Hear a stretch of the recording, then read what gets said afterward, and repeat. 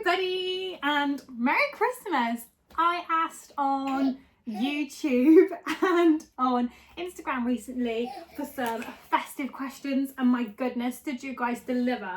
So I've got myself a little cup of tea. Let's have a quick sip.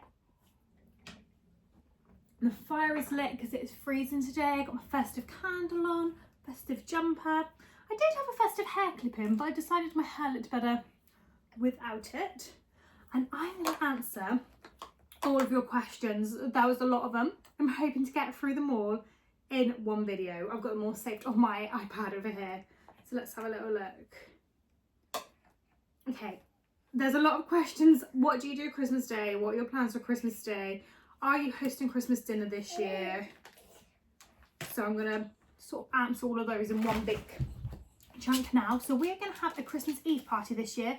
We have a Christmas Eve party every year, all like a gathering, where we invite our closest, so mums, dads. We have done friends in the past, but this year we're just going to do family, mums, dads, sisters and brothers-in-laws, and our nans. And that's a really nice way for us all to see each other all in one go, because everyone tends to have different plans on Christmas Day. And then on Christmas Day we're going to my in-laws this year. They're going to be cooking, I'm thinking Christmas lunch, not Christmas dinner. I'm not actually sure what time we're going around there. So we'll do Christmas Day at our house and we'll do Christmas breakfast here. So our plan for Christmas Day, in a dream world, the kids will sleep to, let's say, 7, and then my husband will occupy them while I come downstairs. I'll light the fire, I'll turn on the Christmas tree lights, I'll make a cup of tea, put out a plate of biscuits, and then Sophia's basically just going to go mad, opening her presents. We don't do stockings. I'd love to do stockings in the future, but it's not something that we do. Just turn on that fire. It's not something that we really do at the moment, but I think that's a tradition I'll certainly do when the kids are a little bit older. I think now Sophia's just more interested in big presents, which is understandable.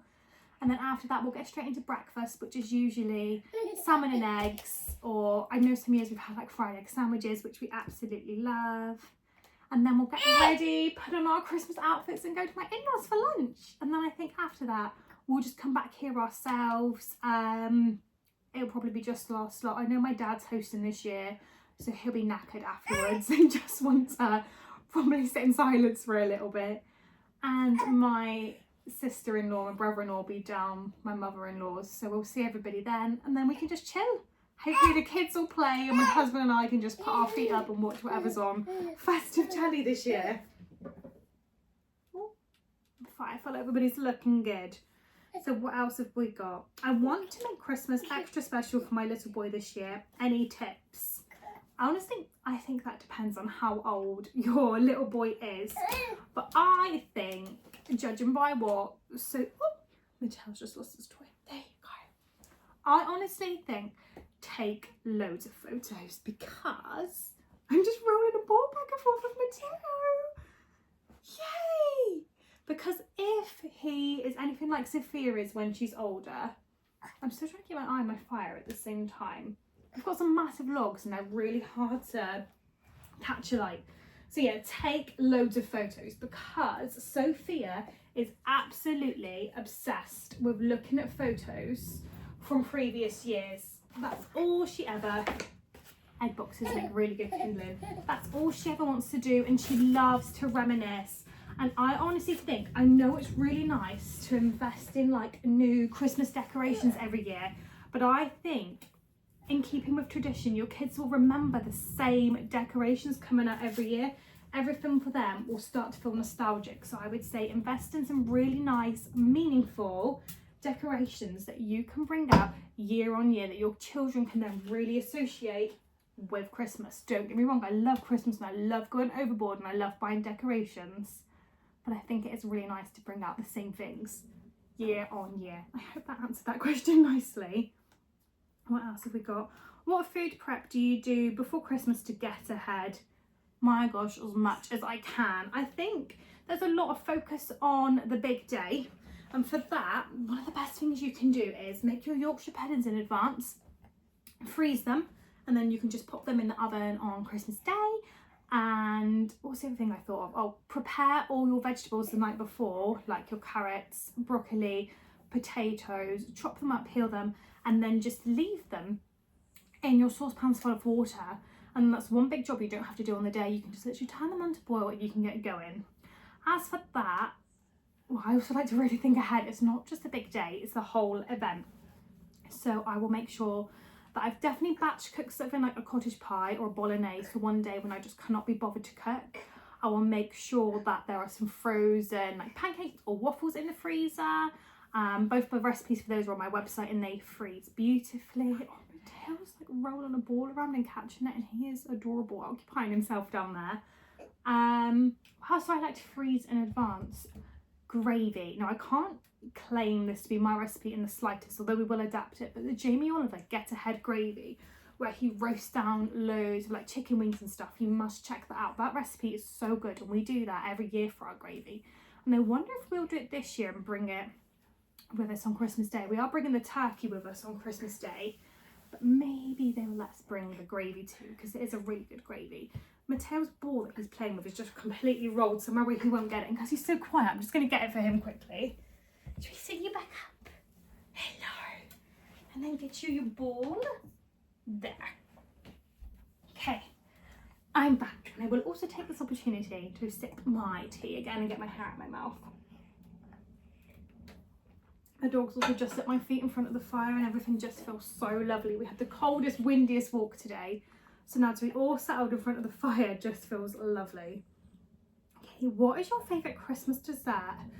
I don't want to blow my own trumpet, but on my website I've got a recipe for orange syllabub. Now, to be honest, you can make this any time of year, but I use the tinned oranges, and for me they always feel really festive, and I think it is just the best, the most lightweight, refreshing dessert that you could possibly have after a big Christmas dinner. And you can prepare it in advance. That can sit up in the fridge for about 3 days before you need it. Out of breath. So I really recommend that. Do love a Christmas pudding, but they're so heavy. I'd rather just have a Christmas pudding randomly one afternoon with a cup of tea and a splodge of clotted cream on top. So yeah, I really recommend that dessert. I'm just going to get that ball for him one more time. Sorry guys, hang on. 7 minutes in and I barely answered any questions. He's so quiet and I don't want him to get upset when I can, you know, keep going as long as I can. Do you decorate the kids' rooms Christmassy as well? I don't. I let Sophia do it herself. She enjoys it so much. Funnily enough, my husband popped out to Lidl last night with her. I think it was Lidl, and she come home with some tinsel, so that's gone straight up in her bedroom. This year, however, I have said it in another vlog, we're moving her into her big girl bedroom, but she doesn't know this yet. This is a surprise, so nobody tell her if you happen to see her. And I'm going to put a small Christmas tree in there and decorate it for her. We always do Christmas bedding and stuff like that, but as for that, I just let her decorate herself. She really enjoys it, and I'm not controlling of the decorations downstairs. I will adjust the baubles on the tree when she's gone to bed a little bit, but it's really nice for her to just do her bedroom the way she wants without mummy interfering, and I think that's quite nice. What have we got now? Just keep showing us the baby and the little girl. Little girl's not here, but I will pick up the baby at the end because he's looking kind of festive today. Your favourite tradition, special British Christmas food. What's my favourite? Do you know what my favourite tradition is? My husband and I, since having children, open our presents to each other on Christmas Eve when they've gone to bed. And I think that's lovely. We really look forward to it, and it's like a special moment. Yeah. Just for us to have that little bit of time, and because we always have the Christmas Eve party as well. I think we really appreciate just that quiet moment to ourselves to enjoy sort of each other's presents. I think that's really lovely. Do you know, I saw this question, I was talking about it this morning because I don't know the answer. And it's, what was your favourite Christmas memory from childhood? And my fire is not lighting very well, is it? Oh, are you going to stand up for the first time? Pull yourself up, go on. Go on. I'll have to use my rubbish camera on here if you're going to do it. Go on, mate. I don't have one. I do not have a Christmas childhood memory. I don't know why. The one thing that does stick out of my head is my birthday is the 7th of December, and I've always loved Christmas, and my mum would always insist on the Christmas decorations going up after my birthday so they can be like two separate entities. Yeah, literally. And I'm like, no mum, I just want the decorations up. So one year she did have them up early and I had the decorations up for my birthday. And I remember that and I love that. So maybe that's my favourite Christmas memory. This question is from my real life friend Michaela, and no one is more obsessed with Christmas than Michaela. And do you know what I think it is? It's actually on top here. Let me show you. I'm just going to put one more bit of kindling on this fire while I'm here as well. Hang on 2 seconds. Sorry, Michaela. Leaving you in suspense there, girl. Michaela's already got her house dressed for Christmas. I've seen it. It's this one here. It's by Gizzy Erskine. It's called Seasons Eatings. And it goes through all the way from Halloween, Thanksgiving to New Year. And there's loads of lovely recipes in it. It's one of my favourite. And I think maybe every recipe has a photo. And that is something that I absolutely appreciate. I'm just going to try and show you like a really nice, lovely picture. Oh, maybe not every recipe has a photo, but it's beautiful, you know. It's something really lovely to look at. If I ever did a cookbook, which is like a secret dream of mine, this is something that I would be inspired by. So the recipes are banging and it's just a lovely book. This one you can like read in bed, do you know what I mean? I love books like that. Don't pull that, please don't pull that. I pull anything but that. And that's my tripod. You want to come up with me for a minute? Festive baby alert! Hello, gorgeous. Hi. Okay, next one. I answered this question personally.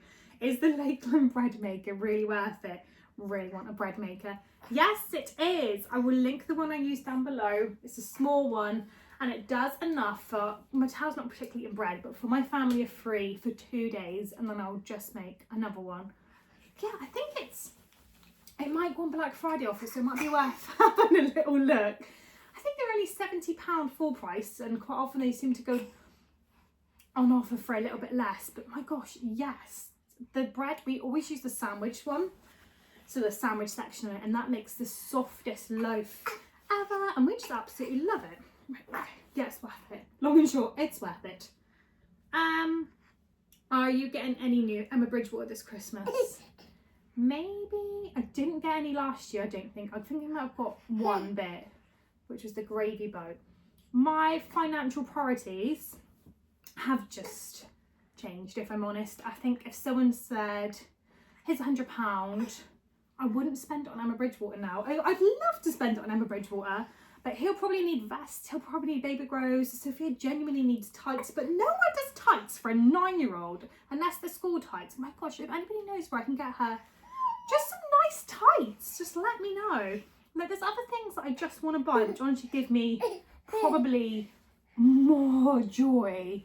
However, I will probably look in the sale and just see. I will look, but I don't think I'm going to be doing a couple £100 hauls like I used to do back in the day.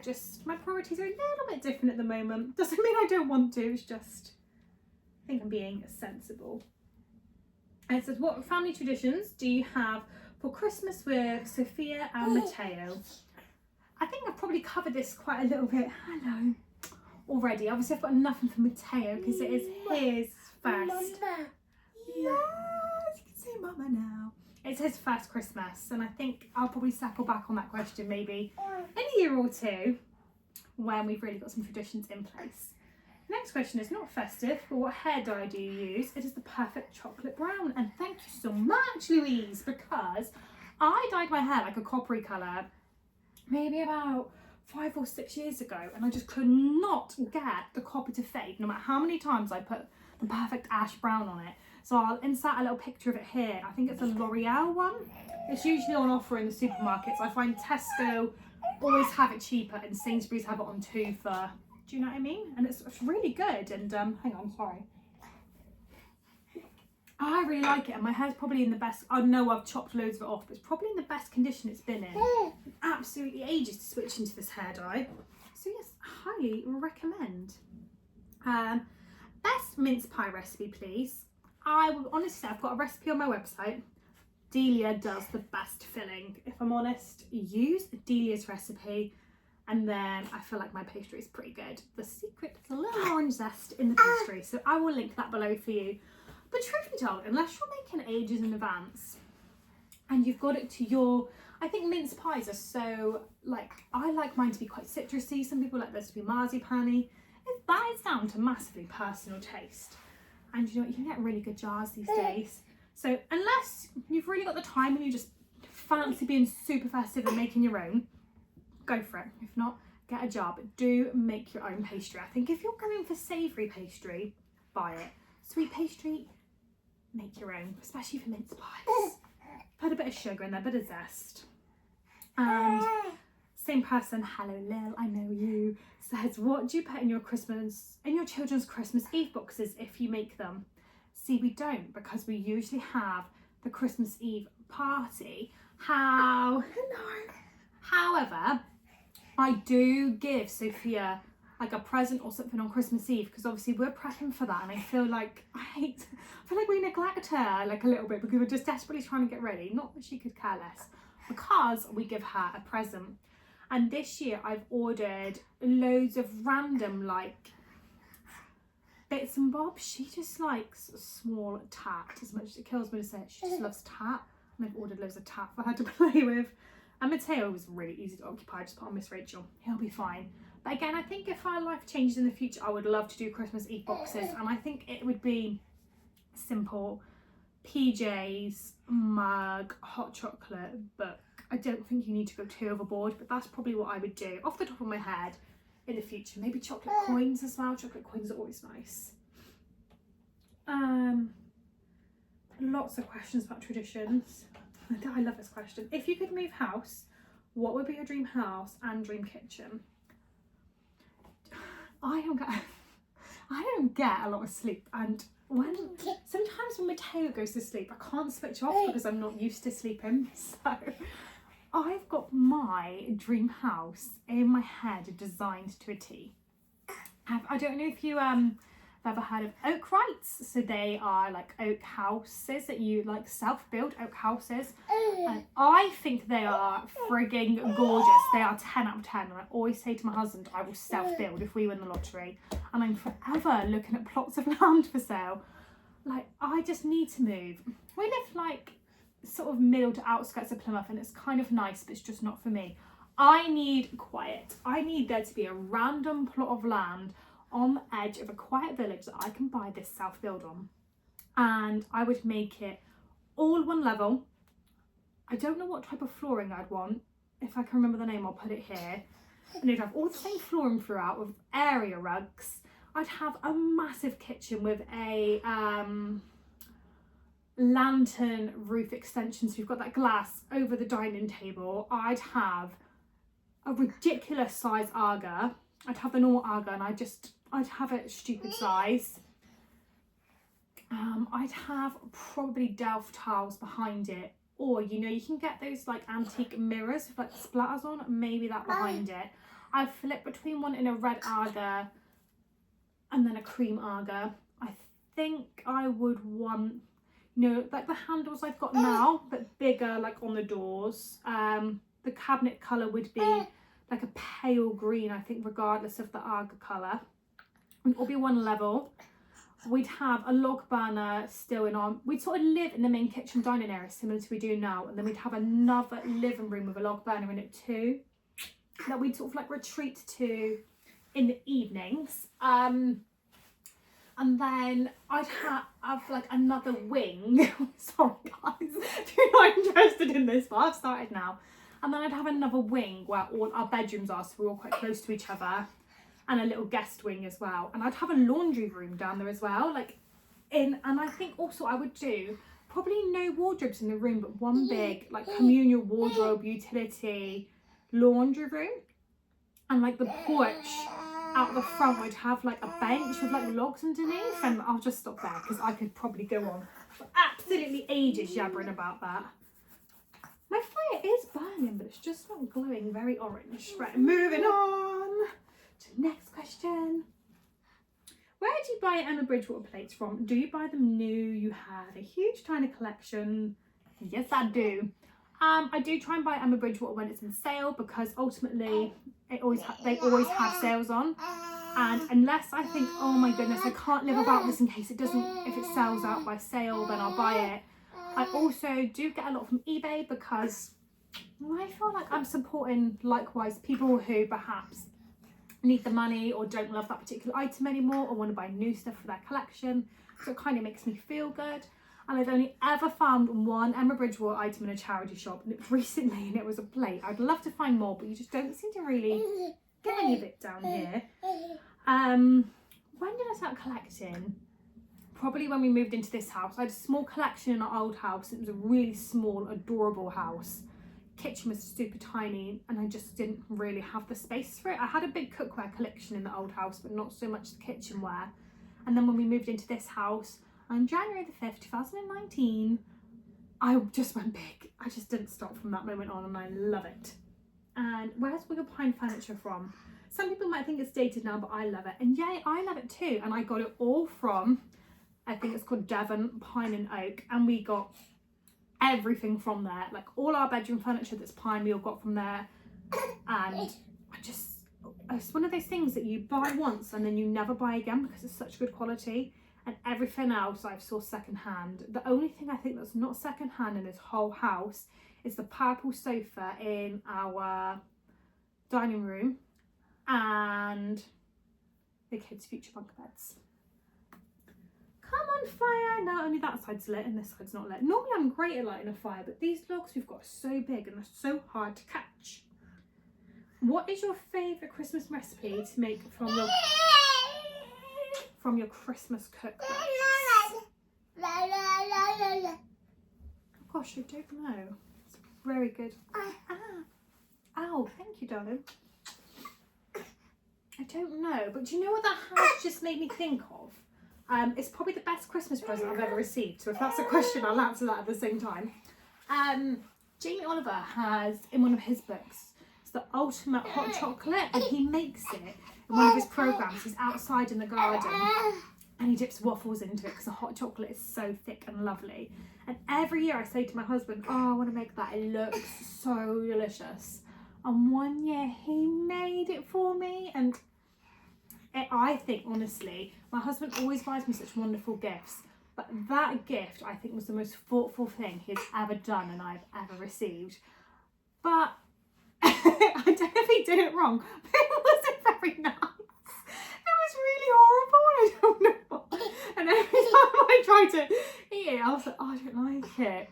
But if you are looking for a good hot chocolate recipe, I do have a really very good one on my website, which I'll try and remember to link below. Please don't bite my finger. Right, next question. I'll try and do just a few more. Greetings from Denmark. Hello. It feels weird if people watch me in other countries, but hi. In Denmark, it's tradition to eat rye bread for lunch. Have you ever baked a rye bread? No, but I really do love rye bread. Maybe I should, because that'd be nice with some salmon and scrambled egg on top. And what's my favourite cup of tea? Tetley, which is a brand name English breakfast tea. I do like Twinings, and I appreciate a Twinings. I just love Tetley. And then I think I'll just do one more, because baby boy is getting a little agitated, and I really want to just tend to that fire a little bit more to get that massive log to catch. The last question I'll answer right now is, I've got so many. I'm going to go for, what am I doing, Vlogmas? Yeah, I am, but I'm just going to sort of film as I normally do, like just getting a video in whenever I can around my family. There's one that says, if you could have Christmas lunch with 3 people dead or alive, who would that be and why? Let me have a little think on that. It would definitely be my granddad. Because I miss him so much. I don't want to cry, but oh my god, I miss my granddad so much. And he never got to meet Mateo, which breaks my heart. So we named, his middle name is Raymond, which is named after my granddad. So I'd probably pick him. And then, sorry guys, I miss my granddad so much. He's my Nanny Jenny's husband. Oh, sad times. That literally caught me off guard. I'm so sorry. Then maybe James Martin, because I love James Martin, and maybe he would help me cook, or he'd probably bring something nice, wouldn't he? And then I should pick a female, really, shouldn't I? Are you laughing at me? And then who else should I pick? I don't know why, but I was thinking like Kate Middleton, like absolutely no idea. I thought of Fern Cotton as well. And then I'm also thinking of Angela Hartnett. I don't know, that is such a good question. Do you know what? I think I'll do 2 parts to this where I don't burst into tears, and I can have a look at all the other questions and be a bit more prepared. I mean, I've been yabbering for 25 minutes. I think that's long enough. Maybe time for another sip of tea. And thank you so much for watching, guys. I'm going to go make some dinner now and cuddle my baby. Yeah. Right. One more shot of my festive boy. And I'll see you all soon. Thank you for watching. And I'm so glad. I'm sad. No, sorry. I'm so sorry for crying about my granddad at the end. And to the person who asked that question, don't worry, I cry very easily. Look at my blooming cheeks. Also, this isn't bad. Oh, quickly. Also, sorry, guys. This isn't badly placed blusher. Ever since being pregnant with Matteo, I have had the driest skin here. So my nose is red from crying. But this here is all really bad. And above my eye, dry skin. If anybody's got any recommendations, that'd be brilliant. Part of me thinks it's hormonal, but part of me also needs to really start thinking, I need to do something about it. So do let me know. And I'm going to end the video here, guys. Thank you so much for watching, and I will be back with part 2 soon. Bye.